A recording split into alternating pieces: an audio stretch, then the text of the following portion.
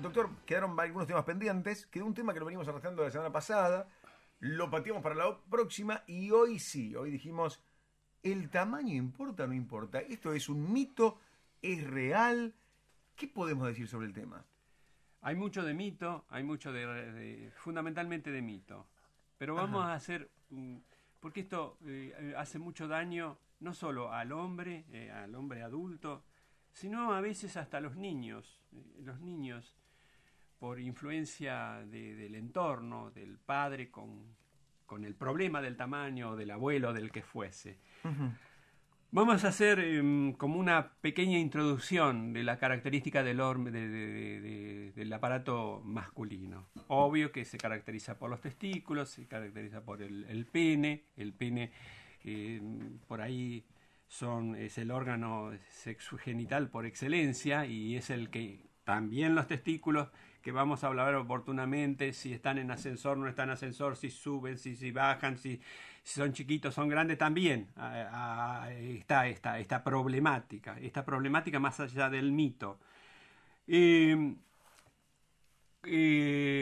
cuando empieza a preocuparse el tamaño del pene, en algunos niños, algunos papás ansiosos o mamá, o por el entorno a veces, porque hay un tamaño que puede ser real o relativo, depende de la configuración física del chico.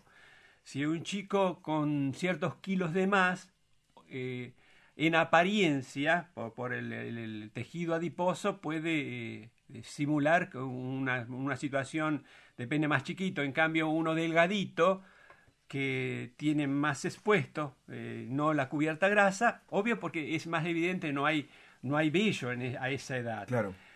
Tan es así la repercusión que puede tener en el niño, porque si hablamos del tamaño caeríamos en una situación de la sexualidad y la genitalidad y no quisiera eso que si bien repercute, sino mm, tirar idea para desmistificar esta cuestión.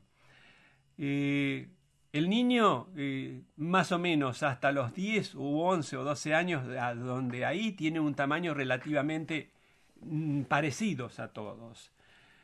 Tan es así, si el chico, y esto vamos a una situación de profilaxis, de prevención, si el chico se esconde, si el chico por ahí se esconde en el baño, se esconde con respecto a los demás, puede repercutir. Pero ¿cuál es la importancia de esta situación y de dejar bien en claro? Eh, He tenido en la consulta a lo largo de mi trabajo hombres que han ido a la consulta y que han sido sometidos a tratamientos hormonales intempestivamente o apresuradamente antes de los 8 o 10 años. Una para cuando tienen los testículos en ascensor, que hay que esperar a que esté el tiempo cuando Del de la desarrollo, liberación, digamos. del desarrollo, que Bien. es más o menos de 10 o 11. Y con respecto al tamaño, y todavía no creo que se dé porque esta situación ha habido por el problema de tamaño tratamientos hormonales y han precipitado una situación un poco traumática. El chico, por el cuestión del tamaño, al darle hormonas en épocas tempranas y que se ríen en la escuela, es hecho verídico, es una realidad, no es un mito, que el mito trae también consecuencias reales. Tiene voz de adulto, voz de hombre, y quizá también pueden interrumpir el desarrollo del chico. Entonces, lo que quiero conceptualizar, ojo con el tamaño, no solamente para el adulto, sino para con los chicos.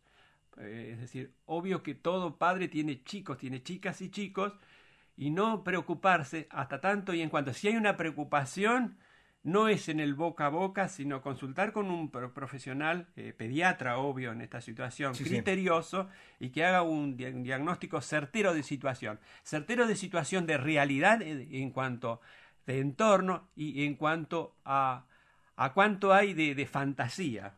Tenemos esto de proyección del padre que influye sobre los hijos, la problemática del padre, el padre con el hijo, si no, vuelvo a decir, no resuelve su problema, lleva al chico y mina o martilla, pica en la cabeza, en la psique de la mujer, entonces lleva a una situación. Puede ser padre, abuelo y demás. ¿Cómo es la cuestión del tamaño? Hay un tamaño estándar. Un tamaño estándar que es para todos los hombres, blancos, negros, lo que fuese. Más o menos se habla, hay una diferencia de flácido a erecto. Pero flácido puede ser más o menos de 6, 7, 8 o 10 centímetros. En erección cambia la situación. En erección puede tener un poco de más o menos de 12, 13, 15 centímetros a 25 centímetros. No solamente está en el largo esto del mito, también en el grueso. Esto está hablando en una situación del común de la gente. ¿Qué repercusión tiene en la mujer? En la mujer no es tan significativo. Creo que está el hombre que proyecta en la mujer o que la mujer tenga una respuesta. Una respuesta si lo satisface o no el tamaño. Ahí donde debemos desmistificar. Entonces llegan a la consulta los hombres, según en la etapa de la vida. Hay momentos, si tiene una etapa fracasada, ahí todo es malo. Desde los glúteos, desde ahí está también. ¿Qué es lo que le interesa? ¿No? Sí, sí. ¿Qué le interesa a la mujer? A veces la mujer no solamente pone, lo vea o no, en el pene y en el tamaño. ¿Qué le gusta a la mujer? La mujer le gusta la cara del hombre, le gusta los glúteos, le gusta el cuerpo, pero fundamentalmente le gusta la manera de ser, casi sin excepción. Por ahí somos nosotros que, como somos más visuales y ponemos mucho en la parte física. La mujer quiere más la parte, es decir, casi la parte de la manera que es, la manera como lo trata, la manera que se comporta, la manera que tiene para el sexo en sí. ¿Qué repercusión tiene en el hombre en cuanto al tamaño? En alguna etapa que puede darse en la vida del desarrollo del chico, puede haber algún descenso hormonal y puede influir en el tamaño. Por eso está en la atención a tiempo, profiláctica. Si un chico viene arrastrando una conflictiva de los 10 o 12 años, en la vida adulta va a repercutir a esa cuestión. Por eso quiero... ¿Lo puede llegar a traumar eso, doctor? Lo trauma significativamente. Ajá. Muy mal. Pero, ¿por qué lo trauma? En base a ¿cuál es lo poco que podemos participar? No, es peor el trauma que el supuesto tamaño en sí. Claro. Eso es lo que más repercute. El aguijoneo psíquico, el dolor, la autoestima, el creer que todo depende del pene. Entonces, para decir, los tamaños, es decir, ya salvo que tenga alguna cuestión hormonal, que tenga como un infantilismo, pero esto es otra entidad que es mucho menos porcentaje en cuanto al tamaño del pene.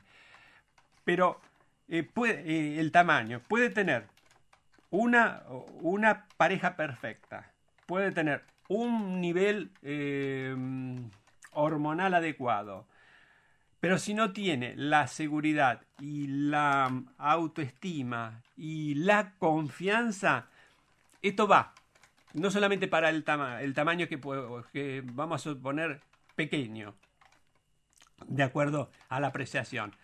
Pero paradójicamente hay hombres, y esto en mi experiencia, bien proporcionados y que no le vale nada el tamaño y en tanto en cuanto se siente desvitalizado y no se siente con fuerza. Claro. En cuanto a la situación. Depende de las épocas de la vida. Es decir, uno puede tener en algún momento de su vida, fundamentalmente los jóvenes que psicosomatizan mucho, y más en esta época de la vida, de donde está el perfeccionismo y todo esto, la belleza, donde se pone en el tapete la belleza física más que las otras características, puede influir.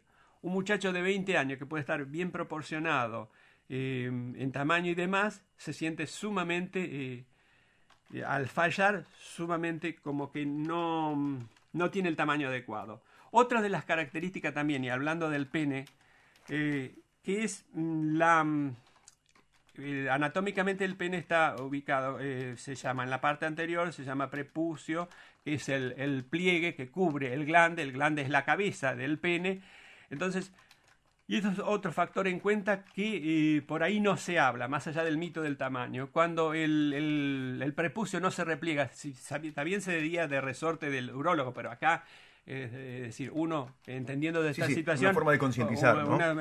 Cuando no se repliega, ahí hay que tener en cuenta. Ahora la pediatría, por suerte, y como hay revisaciones adecuadas, es decir, están atentos cuando el prepucio no... Cuando es el famoso cuerito, cuando no corre el cuerito.